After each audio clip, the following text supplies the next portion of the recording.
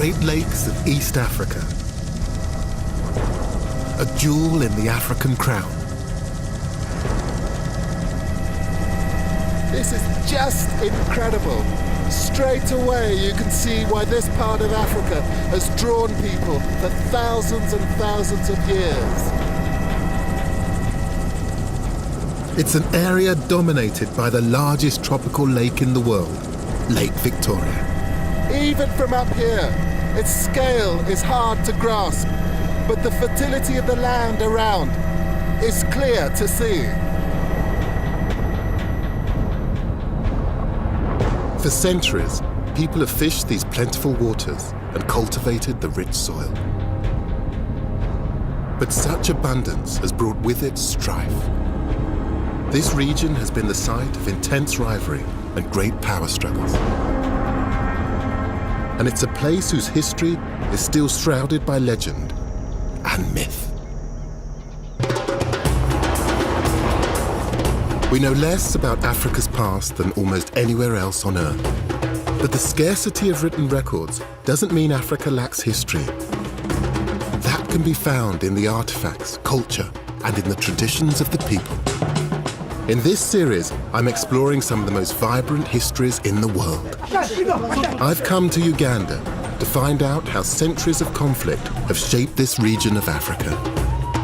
This is a tale of two kingdoms, a story of rivalry, of warfare, of opportunism. For over 200 years, the kingdoms of Bunyoro and Buganda jostled for position, competing for valuable resources and using history and mythology to make a claim on the land.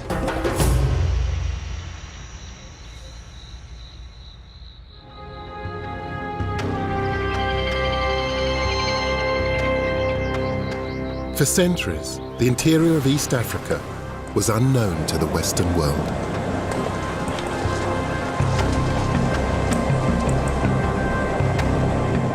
But that changed in the 1860s, thanks to a geographical puzzle that had been the obsession of Europeans for decades.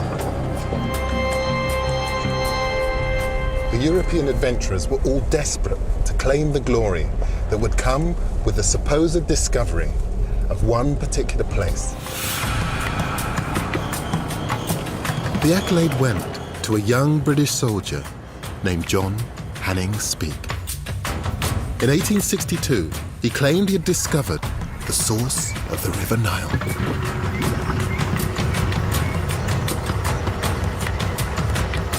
Right now we are going to the source, where the source of the Nile begins from. Speke had searched East Africa for 6 years, hoping to solve the mystery of where the Nile began. He was finally able to tell the outside world that the River Nile flowed out of Lake Victoria. A guide, James Bacoma, is taking me to the spot where the water starts its 4,132-mile journey to the Mediterranean. So this is the source of the Nile, James? This is the real point where the Nile gets the water from the lake. This is exactly where the Nile begins. This is the source? Here.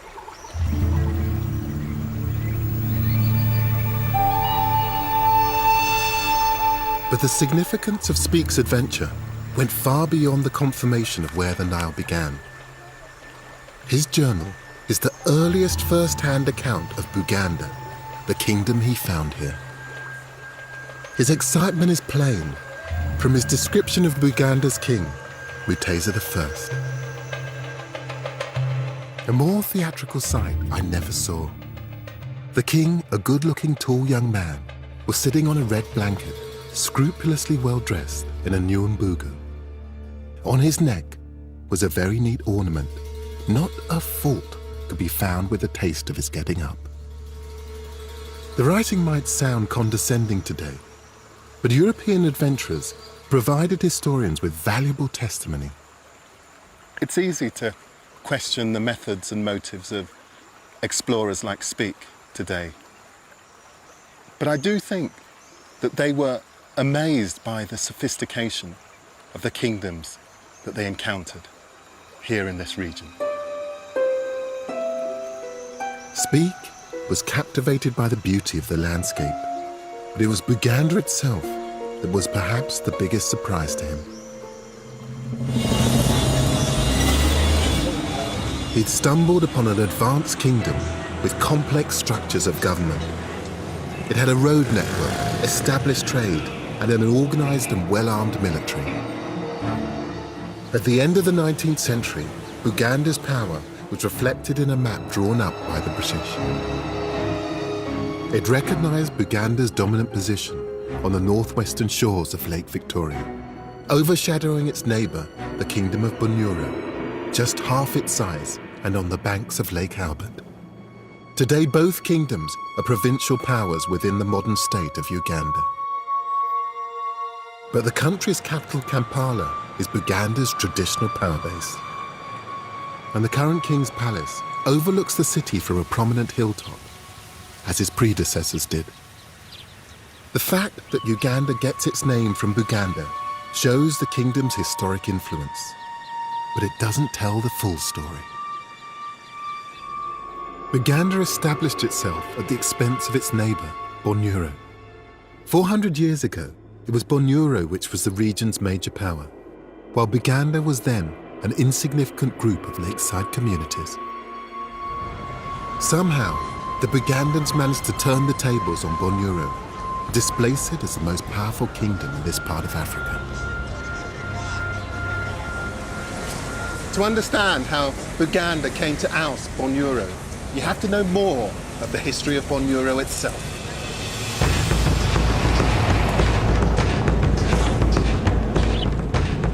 I want to find out how Bunyoro first became a major power, and then how Buganda overtook it so dramatically.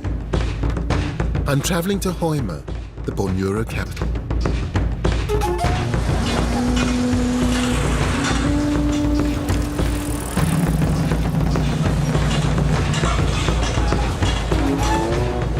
Compared to Kampala, Hoima's a fairly modest place.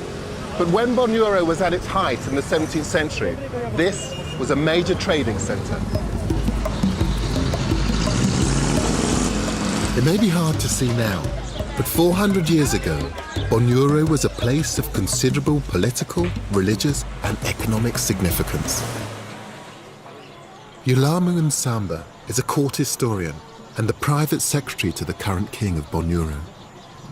Bunyoro was powerful as a trading country. Hoima was a market town. There used to be a king's market here. It was quite a busy place. And goods sold used to come to be locally made and also from long distance trade. There was a long distance trade route from Lake Albert through the Sudan to Cairo and beyond. In fact, there were several markets scattered all over the kingdom, and there would be routes linking them. And how did Bunyoro actually build on its economic successes? Well, Bunyoro built on its economic successes in terms of expansion, in terms of building an infrastructure. It was a big organized state. Although the borders kept on shifting, we know that from the clan affiliations and the scattering of the clans, you find that Bunyoro's clans are in places as far away as southern Tanzania. So there was a kind of political sophistication that had never really existed before in this region. Yes, there was for sure. The clan chiefs were the recognized custodians of the land. As a result, they wielded significant power. So Bunyoro needed strong kings to keep them in check and to keep the kingdom stable. This is the throne room of the kings. The palace throne room is filled with objects designed to make the monarch the focus of the kingdom and to underline the history of its ascent. When a king sits here, for the first time, he's handed a number of articles to signify what his office is all about. One of the articles he's handed is a traditional hammer. That puts him in office as a head of all the metal workers in his kingdom. He is also handed a traditional hoe. And the message is, encourage your subjects to grow food. People should not starve. That's why you are a king. So all of these different things that they tell a particular kind of story, or they each add a different element to the story of Bunyoro. Each item here has a story to tell. The hoe, the hammer, the iron spears, they indicate aspects of the kingdom's power. But underpinning it all was something much greater. The Kingdom of Bunyoro reached its height during the course of the 16th and 17th centuries, and it did so in part due to one crucial factor. Bunyoro claimed that it was directly descended from an ancient empire more powerful than any other in the region. It was called Kitara.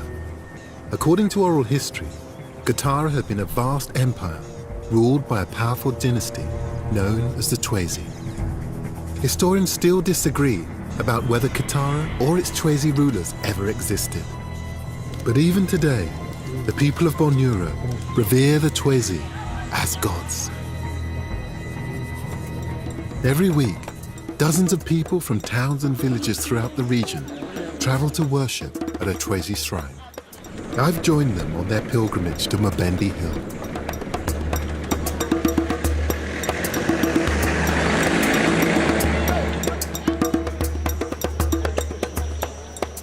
This sacred tree stands on what some believe to have been an ancient Twezi settlement. Within each one of these buttresses is a different sub-shrine. And I think each one of these sub-shrines is dedicated to a different kind of prayer.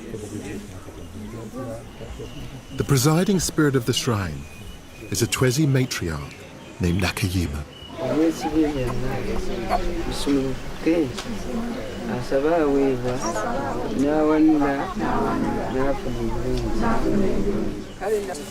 Worshippers make offerings of money, coffee beans and milk as they ask for answers to their prayers.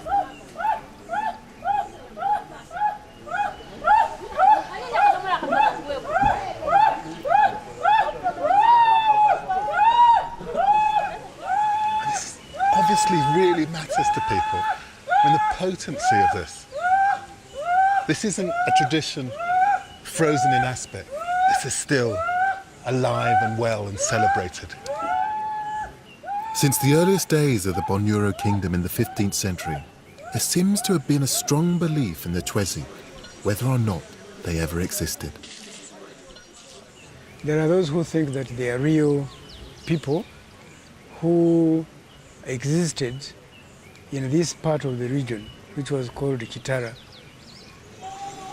But other interpretations also refer to the Batwezi as spirits, because their legacy was perpetrated through the worship of the Batwezi cult, which is what we are now witnessing.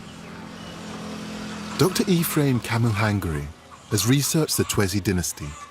What's the significance of this Twezi ritual to the success of Bunyoro?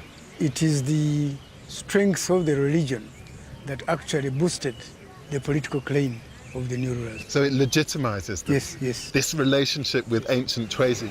The relationship is the legitimacy they claimed from the former rulers of Kitara that actually strengthened their control over the new Kingdom of Bunyoro.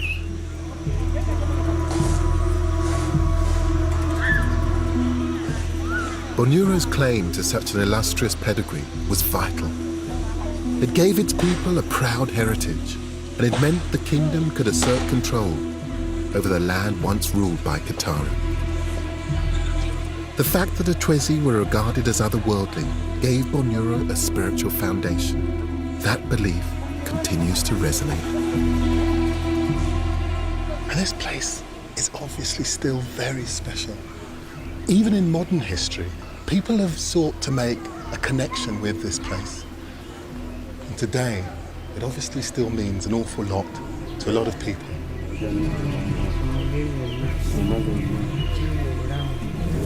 Faith in the Twezi has lasted over the centuries for good reason. There's physical evidence that suggests the predecessors of Bunyoro may not be figments of the imagination.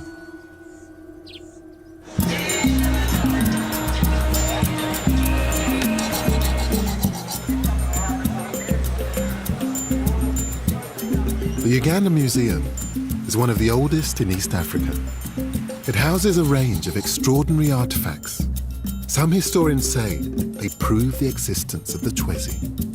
They may also cast light on the early days of Bunyoro. I persuaded the curator, Jacqueline Nyirachiza, to show me some of the treasures that fill the shelves behind the scenes. This is the store, archaeology store. Oh, Jackie, I love places like this. The contents of these boxes all come from a place called Ntuzi. It was a vast settlement, and possibly the home of the Twezi. Some even say that Ntuzi was the capital of the legendary kingdom of Kitara. And how old is this, Jackie? We think that it's like 700 years ago. 700? Yeah, because these sites have been in existence like 700 to 900 years ago. I mean, the glorious thing about it is that you can see how someone has pushed into the still drying surface a piece of cloth. They And call it gives it a sense. This must be street roulette, yes. Yes. Yes, which is still dated in the same period. Yes. Yeah. I mean, I just have this thing about ceramics. I mean, this idea that someone actually created and used this thing, which should have been quite humble, but it's just absolutely exquisitely beautiful. Gives you a real sense of what ordinary people's lives were like during this period. Yeah. Because for so much African history, you don't get a sense of the ordinary. It's the kings, it's the powerful, but this is just beautiful. Along with the pottery, beads and iron spearheads have also been recovered. The finds reveal that the predecessors of Bunyoro had themselves developed an advanced civilization. These were complex cultures.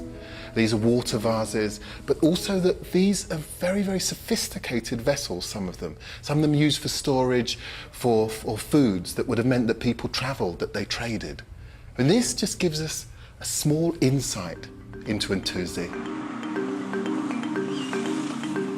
The civilization at Ntuzi would have been a significant foundation for the Kingdom of Bunyoro. But Ntuzi also provides evidence for the secret of Bunyoro's success, the reason it became the most powerful kingdom in the region. I'm heading to Ntuzi to see it for myself. Ntuzi lies in the grasslands of central Uganda, 95 miles south of Bunyoro's capital, Hoima. This region isn't in Bunyoro, according to modern maps, but at its height, this whole area belonged to the Bunyoro Kingdom.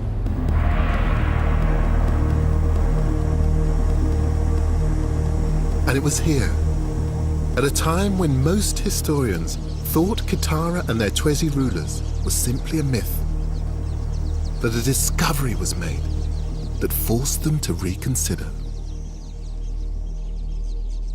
When archaeologists began excavating these sites in the 1920s, they couldn't quite believe what they were unearthing. An ancient organised society that dated back 1,000 years.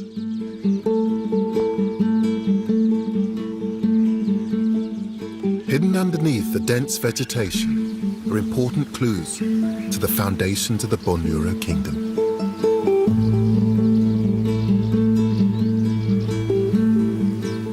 Archaeologist Dismas Ongwen has carried out excavations at this site. Everywhere you move, you see the archaeology of the area. And everywhere you go, you find either iron slag like this, you find pottery. Yeah, just look over here. You find there's massive evidence of pottery. There are artifacts strewn for miles around. But archaeologists were fascinated to find a dense concentration of material at two ancient rubbish dumps. Getting old. Too old for this.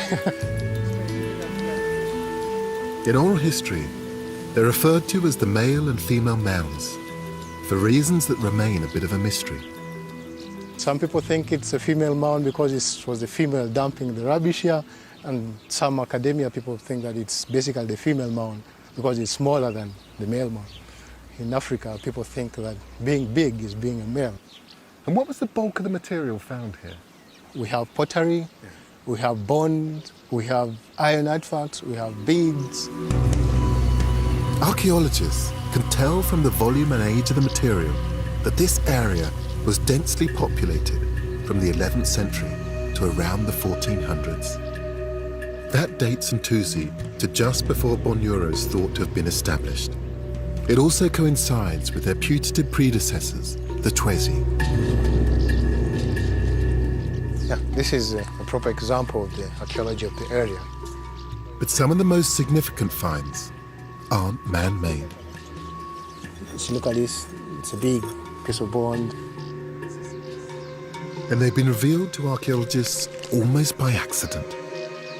If you look at it from what is happening here, the running water is actually eroding up the topsoil and it's leaving the archaeology.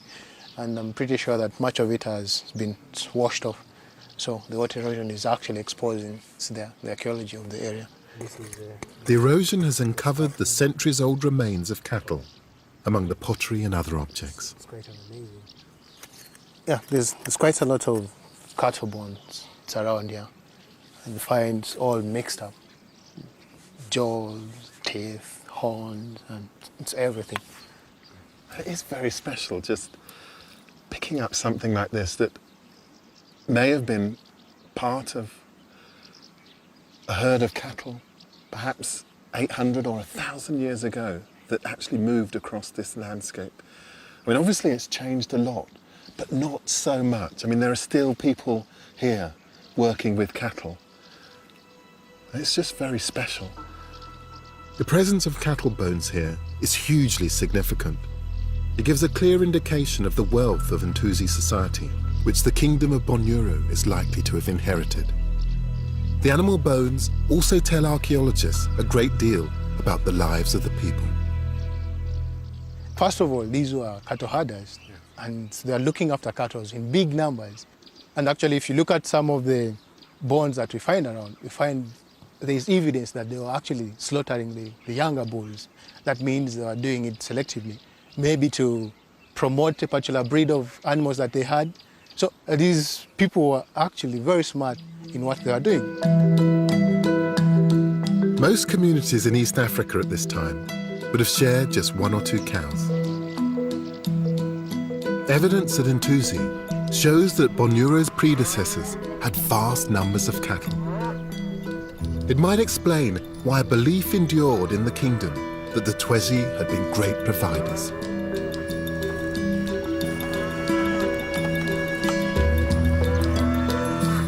Bunyoro continued the pastoral tradition that had been established in the centuries before the kingdom's rise to power. They probably would have been tending herds of a breed like these Ankoli cattle. The extraordinary volume of livestock made Bunyoro unusual.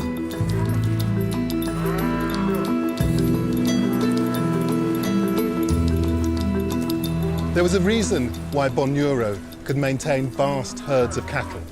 The Bunyoro had a mineral that was vital for the welfare of people and cattle alike. The Bunyoro had salt.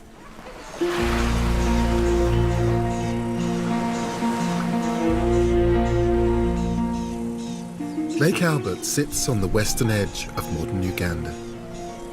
According to legend, the Twezi people disappeared into it, but not before they discovered the wealth that surrounded it. Bunyoro may have claimed its legitimacy from ancient Kitara, but its economic power wasn't mythical, it was very real.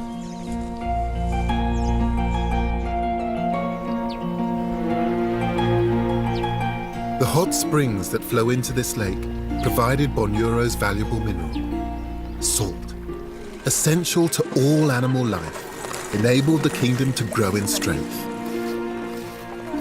Healthy herds, in turn, provided more food and helped the kingdom to prosper. Good morning. How does this work?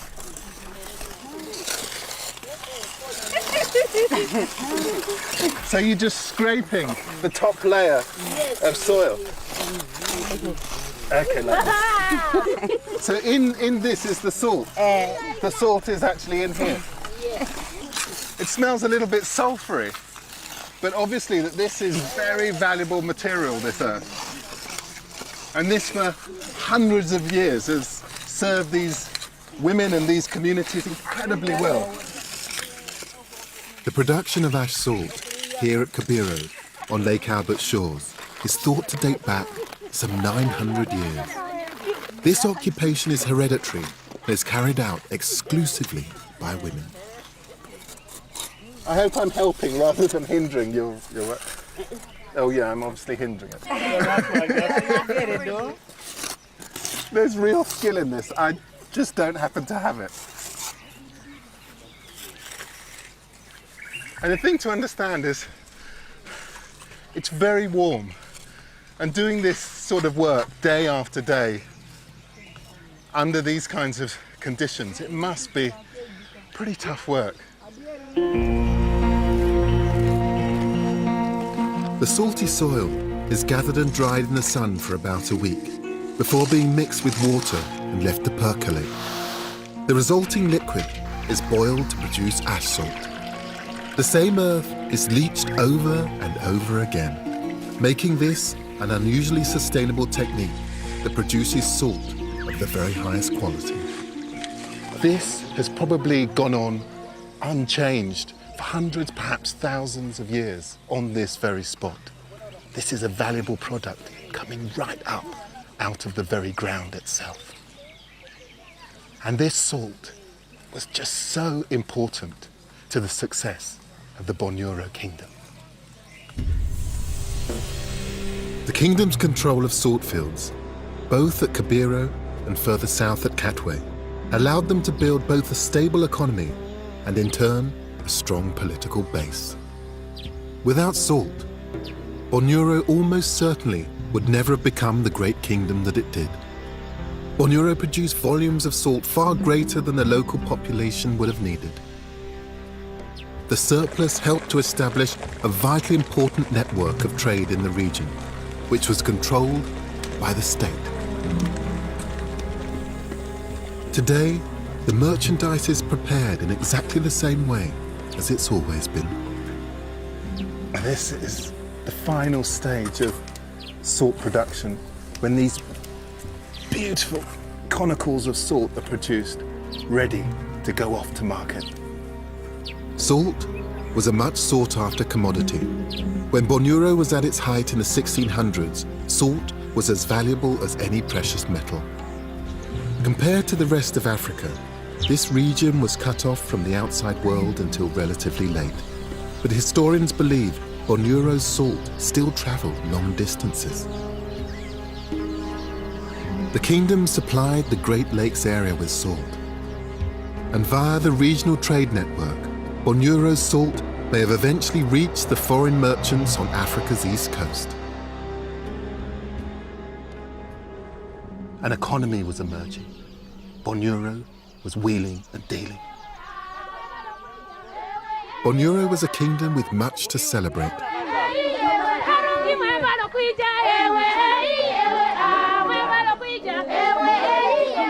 As trading evolved and markets grew, the people of the Bunyoro Kingdom turned to their traditional crafts for more commodities to sell. Bunyoro's metalcraft was renowned.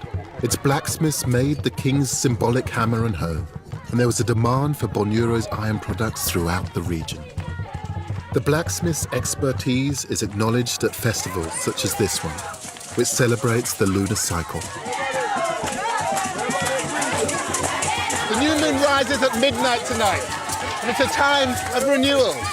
It's meant to be a period when the women menstruate, but it's also a time when the blacksmiths have special power.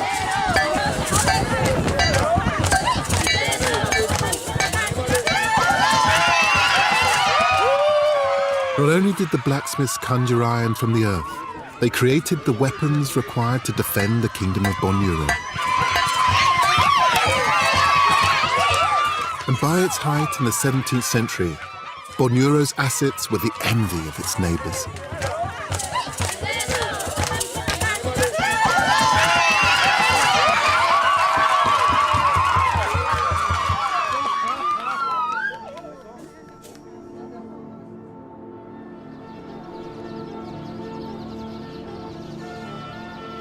Thanks to the power of the king and the strong clan chiefs, Bunyoro's influence stretched over a vast territory. The resources that provided the basis for its power also connected the people to their environment. And the claim of Kitara and Twezi ancestry legitimized Bunyoro's authority and gave the kingdom a strong sense of identity. But on the other side of the country, on the banks of Lake Victoria, another kingdom had begun to flourish, thanks to a crop that would not just change the future of this region, but of the whole of the African continent.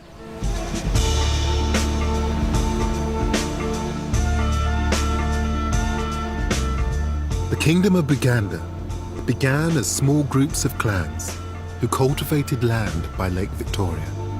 Their metamorphosis from a handful of communities to a powerful kingdom was thanks in part to a humble food crop, the banana. The high rainfall and fertile land of Lake Victoria's northern shores had encouraged the clans of Buganda to settle here in the first place around the 15th century.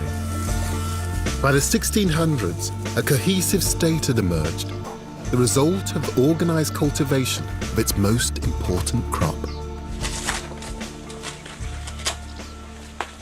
Bunyoro had its salt, but the bananas of Buganda would create a kingdom that would challenge Bunyoro's dominance once and for all.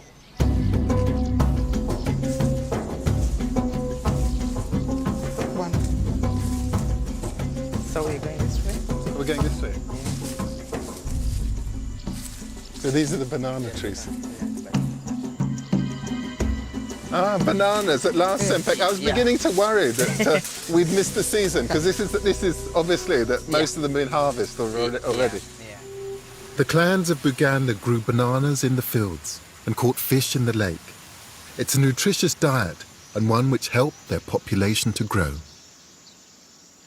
There are over 50 varieties of banana grown in Uganda, but this one, the plantain or the matoke, is the most important. For the people who live here, the banana is both meat and drink.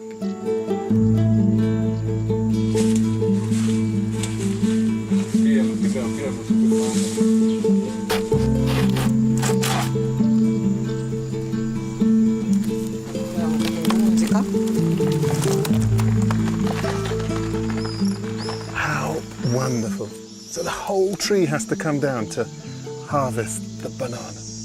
You get a sense of how important these are, that they're not just crops to be eaten. For the Buganda people of the 17th and 18th centuries, the banana was revolutionary. It not only fed them, but its leaves thatched their houses, its fibrous stalks were used to make cord, and its stems were used to build their defences. Lirina omugaso munene nnyo kwegamba mu bulamu bwaffe nga ffe Abaganda. Gamba lituwa amaanyi ffe, oba lituwa amaanyi, lituwoomera nnyo nnyo nnyo, mmere tuwoomera nnyo eno. The banana and its related products quickly became commodities, which the clans of Buganda traded in the regional economy, just as Bunyoro had done with salt. And it's still part of the staple diet of the region today. I've had plantain before, but this is matoke, cooked the traditional Ugandan way. I can't wait. Oh, what a glorious smell. Oh, that looks lovely. It's very delicious. Absolutely wonderful. Thank you. Liwooma munnange bwe lityo.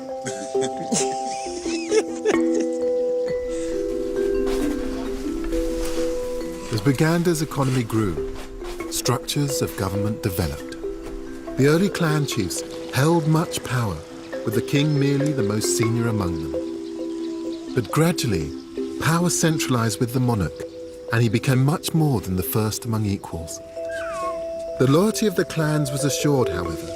The king took wives from different clans, meaning his successor could come from any clan in the kingdom. And the clans remained vitally important to Buganda.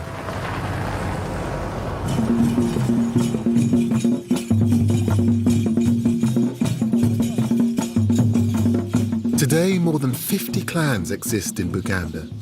Each takes an emblem from the natural world. These men are from the Mushroom Clan.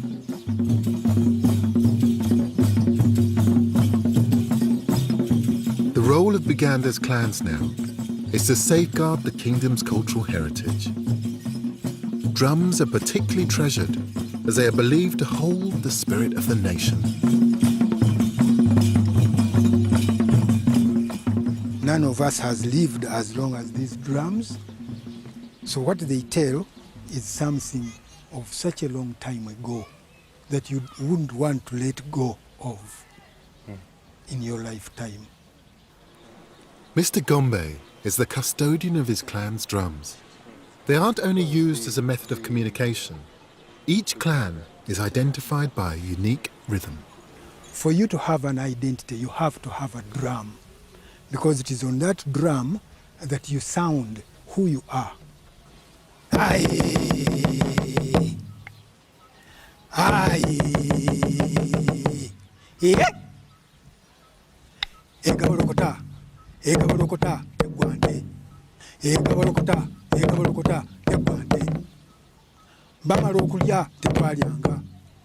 Bamala okulya tetwalyanga. So balyanga. And so on and so forth. And how important are drums for Buganda? They mean a lot to us, but most important, they remind us of our ancestry. The clan structure was hereditary, but the increasingly powerful kings also appointed chiefs. That engendered a competitive spirit among Buganda's ambitious young men, as well as their loyalty.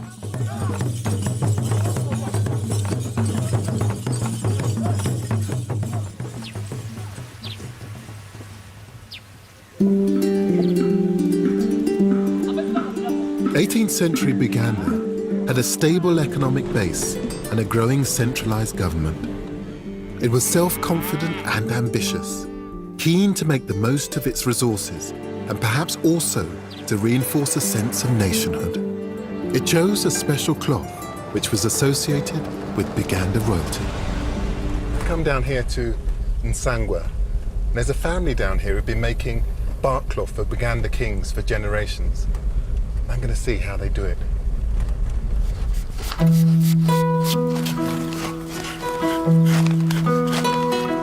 Bark cloth is made from various types of fig tree. It has long been a symbol of the Kingdom of Buganda. Omutaka Kabugoza is the official maker of royal bark cloth. Ffe ab'ekika eky'engonge, ffe twazuula omutuba ogukomagwako.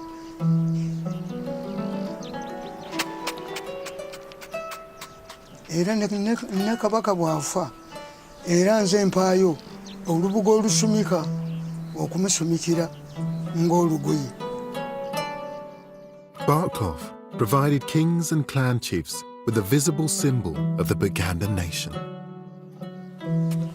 So you take off the outer bark, the outer bark. and then it's the inner bark that you actually want, which actually creates... This one is the one we want, yeah. That is the cloth itself. Yeah. Wow, it's very thick and rubbery. Yeah. But this isn't the finished cloth. This is just the beginning of the harvesting. The value of bark cloth was more than symbolic. During the second half of the 18th century, Buganda's people were encouraged to wear it, not just the chiefs and royalty. A nationwide industry took off, and the material was renowned among Buganda's neighbours. It's lovely work to do because the results are just so immediate. You can see the fibres already beginning to separate and widen, and it's beginning to feel a little bit more like cloth. The desire to increase bark cloth production had a profound effect. Uganda expanded its territory to acquire new lands on which to plant fig trees, and its aggressive approach to commerce meant its influence in the region grew. It's actually products like bark cloth that allow Buganda to forge a cultural identity. But it also allows them to participate in new emerging economies.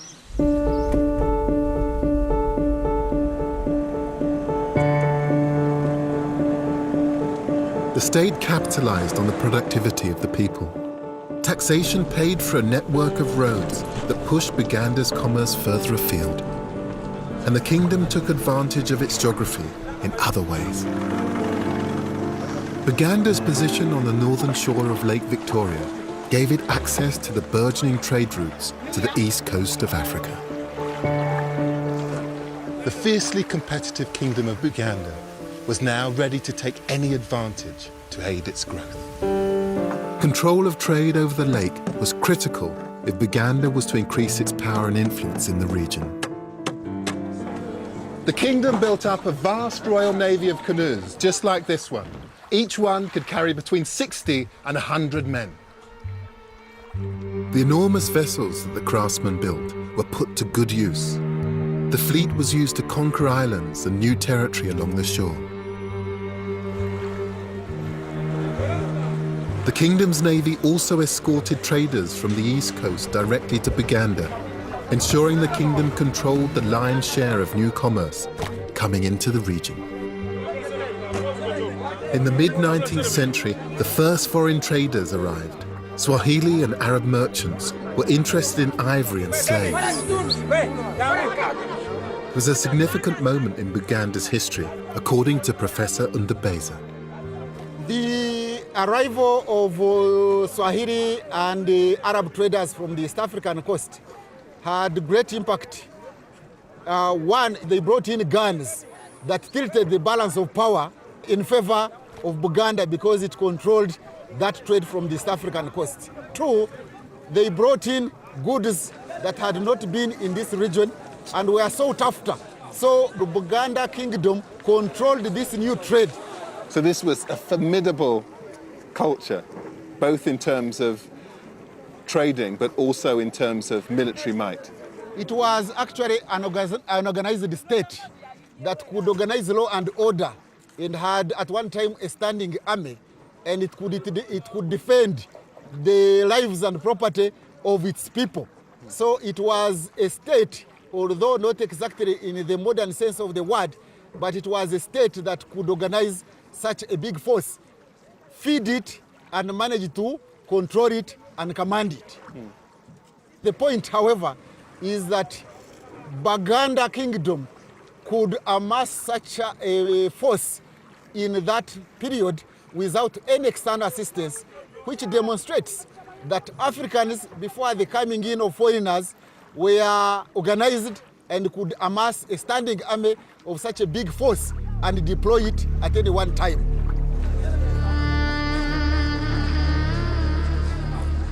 This sophisticated kingdom had shown that it would use its resources to further its own interests. A predatory politics was emerging. Buganda had the power to take what it wanted from its neighbours at will. Valuable export commodities like ivory were collected. Uganda was on the make. For 200 years, Uganda had lived in the shadow of its more powerful neighbour, Bunyoro. Now Uganda was ready to seize any opportunity to replace Bunyoro as the region's greatest kingdom. While the Kingdom of Buganda had developed and grown, Bunyoro had also continued to trade and prosper. But unlike its neighbour, Bunyoro had not centralised political power, and the clan chiefs still held a great deal of authority. The structure of Bunyoro's royal succession meant that the clan chiefs could contest the throne. The kingdom became mired in a series of internal divisions and wars of succession. the once great kingdom was in decline.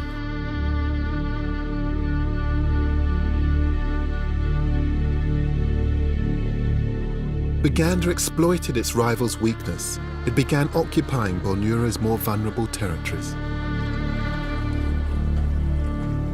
With a combination of their strategic lakeside position and their unrivaled military power, Buganda seemed unstoppable. Buganda seized land that cut off Bunyoro from the lake and from the lucrative trade that crossed it. Then, around 1830, a shattering blow. Bunyoro lost crucial territory that would weaken the kingdom as never before. Bunyoro lost its salt. The chiefs of the Toro province declared it an autonomous kingdom. Its territory included Bunyoro's most valuable salt fields. It was a devastating blow to the economy of the kingdom. But whilst Bunyoro threatened to fall apart, Buganda was ever stronger. The days of growing banana crops and expanding their plantations had instilled the notion of communal effort in Buganda. At the height of the kingdom's power, it was able to marshal its people and resources to act in the national interest. But its neighbour Bunyoro was not about to give up the fight. These are the tombs of King Kabalega, remembered as one of the greatest kings this country ever knew.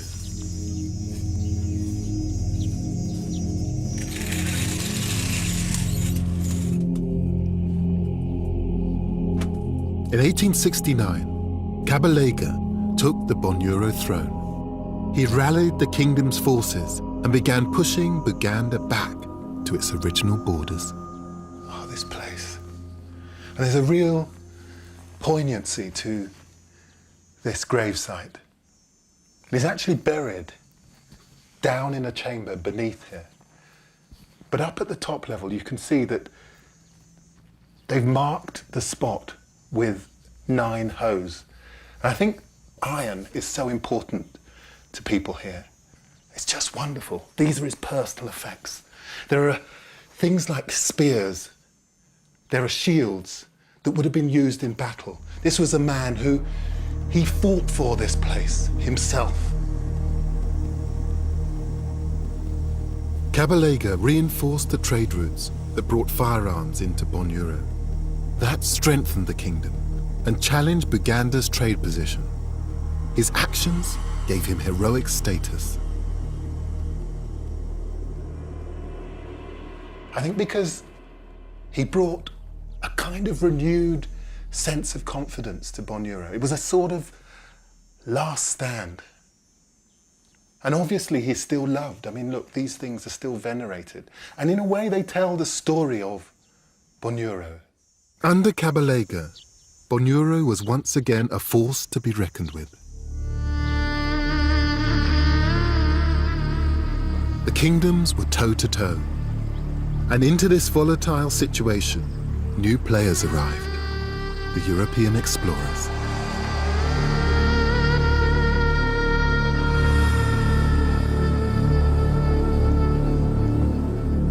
John Hanning Speke's 1862 account of Buganda and the source of the Nile had inspired other expeditions to the region.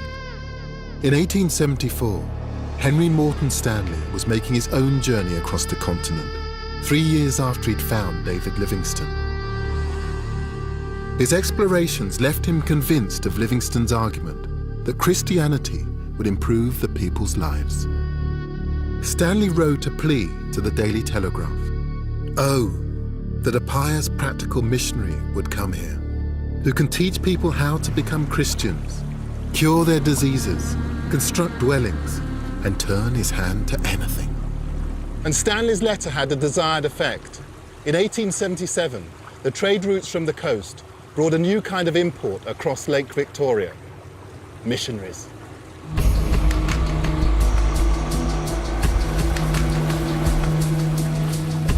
The arrival of missionaries in Buganda had profound implications for the kingdom and its rival.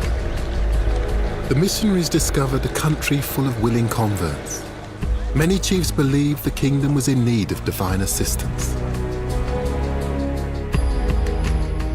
It had suffered military defeats in skirmishes with Bunyoro. Epidemics had struck without warning. King Mutesa was weak with disease. Those offering salvation were welcomed, whether European Protestants, Catholics, or Muslims from the coast.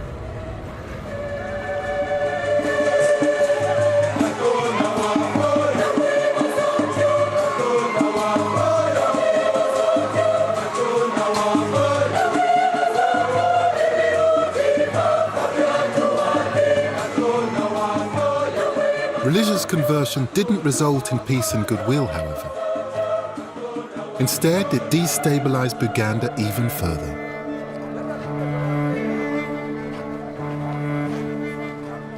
I'm on the outskirts of the capital city, Kampala, to witness one of the country's biggest annual Christian holidays, Martyrs' Day.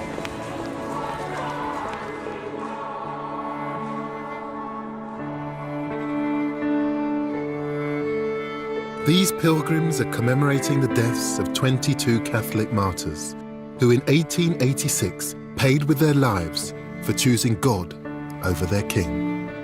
Their executions were followed by those of 23 Protestants.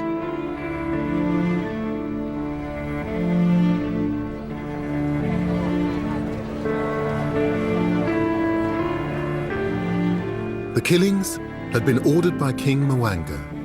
He'd inherited a weakened monarchy after Mutesa's death. His assertion of authority was an attempt to control the religious factions that were now competing at Buganda's court.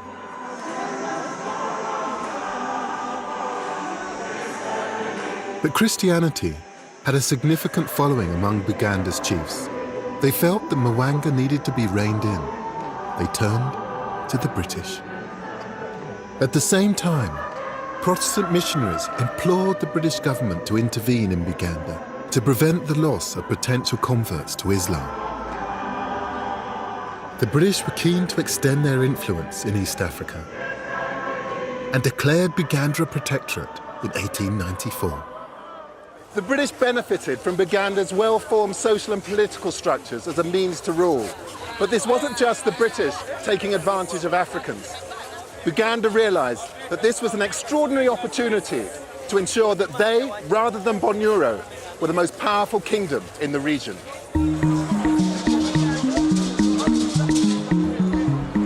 For the chiefs of Buganda, the alliance with the British was a marriage of convenience.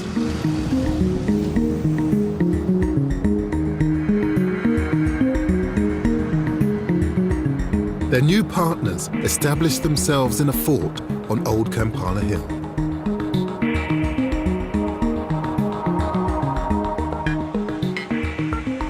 And so there was actually a flag that sat over a building on this site, Yes, a Union Jack. the Union Jack, yes.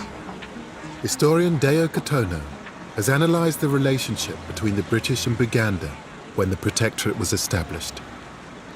I think the protectorate was a benefit for both parties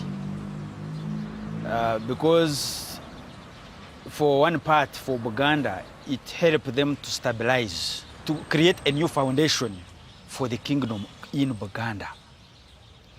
And then for the British, the declaration of a protectorate over Buganda laid the foundation for establishment of the colony over Uganda. So the benefit was on both sides. Yeah. The British gained on their part, and the Kingdom of Uganda gained also on their part. In 1896, 2 years after signing the treaty with Buganda, the British extended the protectorate over the territory that would become Uganda. It included the Kingdom of Bunyoro. But Bunyoro's king, Kabalega, had no intention of cooperating. So the Buganda-British alliance launched a preemptive strike, with the British calling the shots. It involves the majority of the soldiers are Buganda soldiers. So they use Buganda as a stepping stone now, as a springboard. They're using the personnel. Yes. They use the military system of Uganda to invade Bunyoro. Isn't this humiliating for Buganda as well? Isn't this to be subservient to the British in this war? No, it's not. No? No. It is an opportunity. Buganda looks at it as an opportunity to expand. But I imagine that the long-term strategic aim of getting rid of the Bunyoro is completely obscuring the kind of the everything else. Yes. And they're actually losing sight of the fact that they are being taken over, Yes. that their country is being taken over by the British. They Yes. lose sight of that one. Yes. Buganda's chiefs were focused on ensuring their kingdom's supremacy over their rival. And they succeeded. During the violence, Bunyoro is thought to have lost 3/4 of its population. Tens of thousands were killed in action. Many more succumbed to famine or fled the country. The deaths of such a staggering number of people decimated the kingdom, not just physically, but spiritually too. And for a kingdom that believed in its permanence in this environment, it was a brutal blow. Bunyoro was crushed. But just when Buganda might have been expected to celebrate, its king made an astonishing decision. Mwanga realized he was little more than a puppet. He rebelled in 1897, joined forces with his arch-enemy, Kabalega, and waged war on the British. Their joint effort resulted in the two men being captured and exiled to the Seychelles in 1899. But in the centuries-old contest for supremacy, Buganda had emerged the victor. The British protectorate was named Uganda, and the British used administrators from Buganda to enforce the law across all the kingdoms of the nation. Many outside Buganda felt unfairly treated. The old rivalries would never die. In 1967, however, the kingdoms themselves did. Under the dictatorships of Milton Obote and Idi Amin, they ceased to exist for a generation. But while the kingdoms may have seemed dead, they weren't buried. They were reborn when Uganda's government sanctioned their restoration in 1993.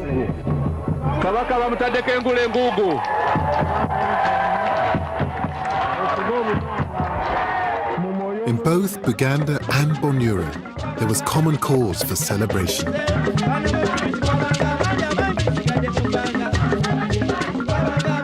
The traditions such as Buganda's royal music were revived. All of Uganda's kingdoms had suffered during the turbulent years of the country's modern history. But the fact that the culture and the history return with them quite so readily tells us how much these kingdoms continue to mean to the people.